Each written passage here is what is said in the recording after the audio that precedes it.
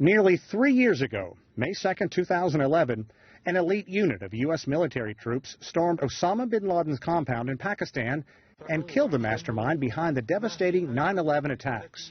The U.S. military is preparing to make deep cuts as it transitions from wartime. The Obama administration wants more of these elite units. We made choices based on strategic priorities, clear facts, unbiased analysis, and fiscal realities. No longer saddled with wars in Iraq and Afghanistan that obligate hundreds of thousands of troops, the U.S. wants to cut the number of ground forces from a high of 570,000 in the wake of the terrorist attacks on 9/11 to about 440,000. That would be the lowest number of U.S. troops since the end of World War II. We're all willing to take risks, but none of us are willing to take a gamble. Because at the end of the day, it's our soldiers, sailors, airmen, Marines, Coast Guardsmen, America's sons and daughters who will face tomorrow's challenges.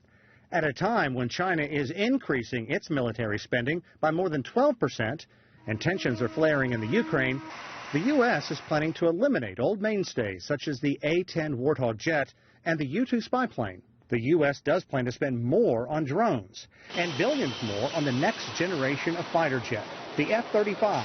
And the F-35 is already wildly over budget. You have fewer troops, fewer ships, fewer planes. Readiness is not the same standard. Of course there's going to be risk. Defense expert Michael O'Hanlon calls the cuts cautious and reasonable. Even with these cuts, the United States will still outspend China 3-1.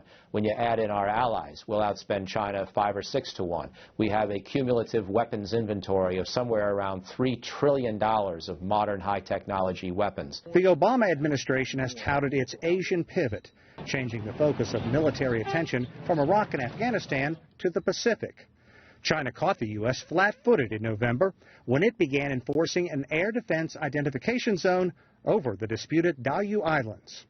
U.S. officials fear the zone will escalate tensions and perhaps lead to a military confrontation that could morph into something much worse.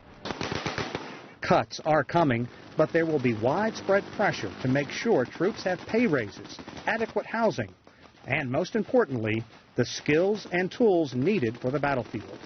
Our most sacred obligation is to make sure they are never sent into a fair fight, which is to say that they must be the best led, the best trained, and the best equipped force in the world. This is the first step of what will be a long budget process.